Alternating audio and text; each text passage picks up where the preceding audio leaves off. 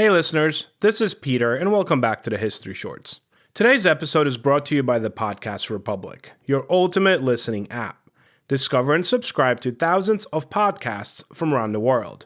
Download Podcast Republic today, available on Google Play and the Apple App Store. Today on History Shorts.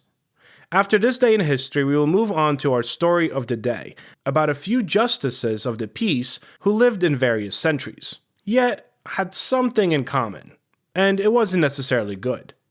The Supreme Court, marble pillars, black robes, solemn faces, is supposed to be the final word of reason in America, the place where emotion ends and logic begins. But what happens when the guardians of reason lose theirs? Across American history, a surprising number of justices have battled breakdowns, paranoia, dementia, or emotional collapse. And yet, they stayed on the bench. Because, in the Supreme Court, once you're appointed for life, well, there's no check against madness.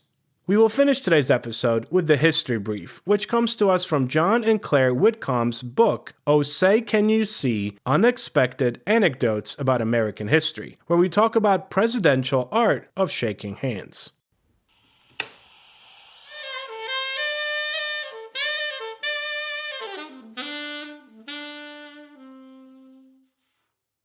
A quick word from our sponsors.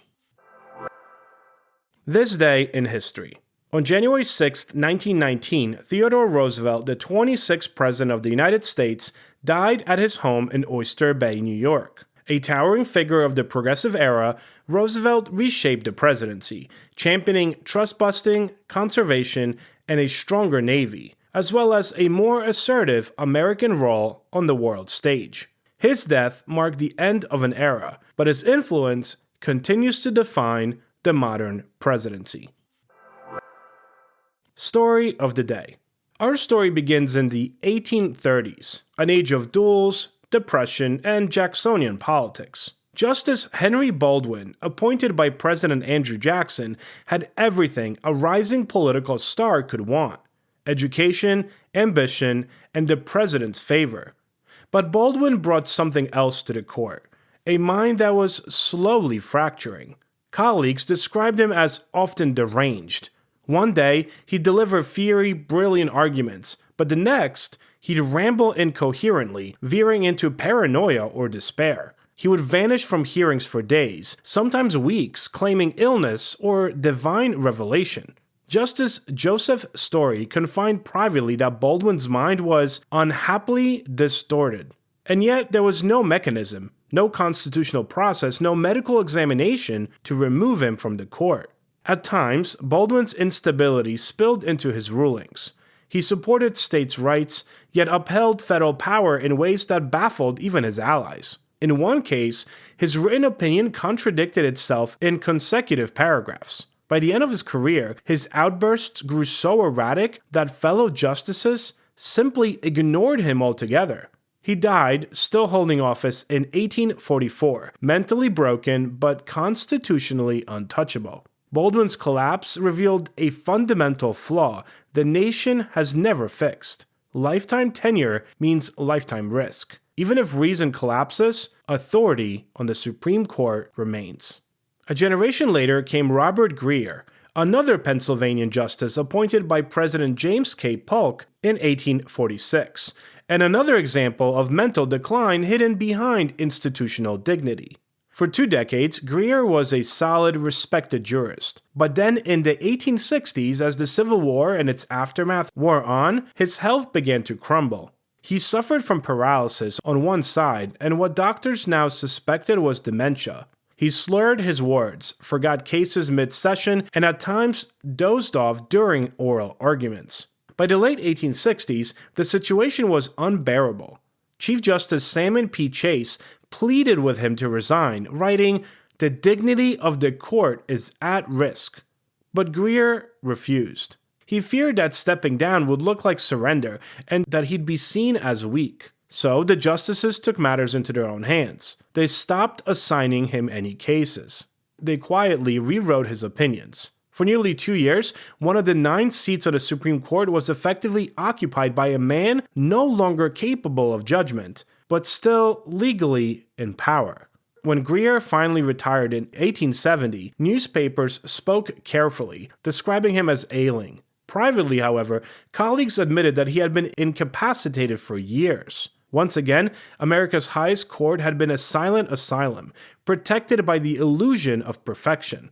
If Baldwin and Greer embodied decline, then Stephen Field represented obsession. Appointed by Abraham Lincoln in 1863, Field served for 34 years, long enough to shape the modern court, but also long enough for his paranoia to take root. In his prime, Field was brilliant, articulate, fiercely independent, and a major voice in defining corporate personhood and due process. But in old age, power isolated him. He became convinced that his colleagues were conspiring to ruin him. He accused reporters of defamation, clerks of espionage, and even imagined assassination plots against him. One of those wasn't entirely imagined, though. In 1889, a disgruntled man named David Terry, a former California judge whom Field had sentenced to prison, attacked him at a train station. Field's bodyguard shot Terry dead. The incident deepened his own paranoia, though. After that, Field rarely left his home unarmed. He refused to sit next to certain justices, certain that they were plotting his downfall. At one point, he threatened to sue newspapers for treason against the judiciary. His temper became infamous. Clerics described him as angry at the world, especially at time itself. By the 1890s, Field's colleagues began quietly pressuring him to retire. He wouldn't. "I am the Constitution's last defender," he declared. He finally stepped down in 1897 at the age of 81, after more than a decade of erratic behavior that his peers simply endured. Field's paranoia wasn't treated, it was tolerated, because for much of American history, the court's public image mattered more than its private reality. Now, nearly a century later, history repeated itself again, this time in a media age that could no longer hide it. Justice William O. Douglas, appointed by Franklin D. Roosevelt in 1939, was the longest-serving justice in history, charismatic, brilliant, and fiercely liberal. Douglas shaped environmental law, free speech, and privacy rights. But then late in life, he suffered a devastating stroke in 1974. The stroke left him partially paralyzed and slurring his words. Friends hoped that he would retire gracefully. He didn't. Within months, Douglas was back on the bench, despite severe cognitive impairment. He confused cases, repeated sentences, and wandered through opinions with no legal coherence. His clerks quietly rewrote his own drafts. His colleagues, including Justices Brennan and White, created a secret system to exclude him from crucial decisions, pretending that his votes just didn't matter. But the Constitution gave them no authority to remove him. The situations became so untenable that Congress considered invoking the 25th Amendment, designed for presidents and not justices, as a model for judicial incapacity. It never happened. Douglas finally retired in 1975, reluctantly I should say. In his final year, he was still trying to issue opinions, even though the court had officially accepted his resignation. His decline was tragic, public, and undeniable. For the first time, America saw what had always lurked behind the curtain. The Supreme Court had no plan for what to do when one of its own loses the ability to serve. From Baldwin to Douglas, the story repeats like a legal refrain. Intellect turns to instability, and the court looks the other way. Why? Because the Constitution guarantees life tenure during good behavior. But it never defines what good behavior actually means. Is a justice misbehaving if dementia robs him of clarity? If paranoia clouds his judgment? If exhaustion drives him to breakdown? The founders never imagined these questions, and so every era of the court has had to face them in silence. Even today, there is no process, no medical review, no internal mechanism to remove an incapacitated justice. The only remedy is impeachment, a political act requiring evidence of crime or corruption, but not illness.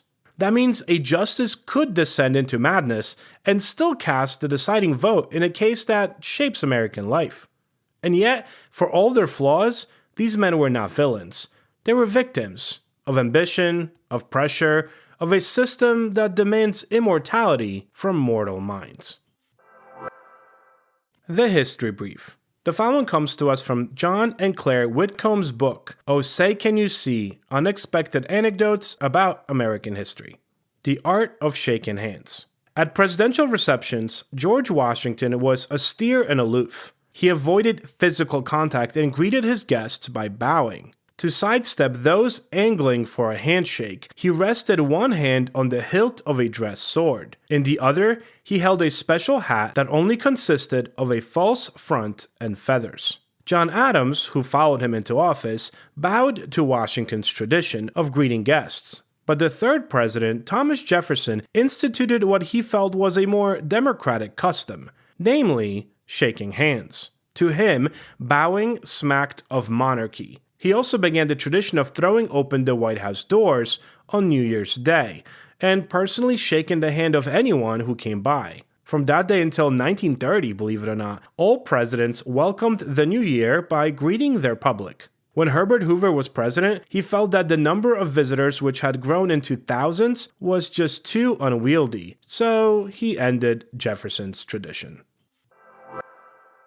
Thank you so much for spending some time with me today and helping make this little show a mighty success. Keep on spreading the word, it really helps. If you need to contact me, you can find me at peter@historyshortspodcast.com or visit www.historyshortspodcast.com. You could also look for History Shorts Podcast on X, Facebook, Instagram, or Patreon. Have a great rest of your day, and I will talk to you all again tomorrow.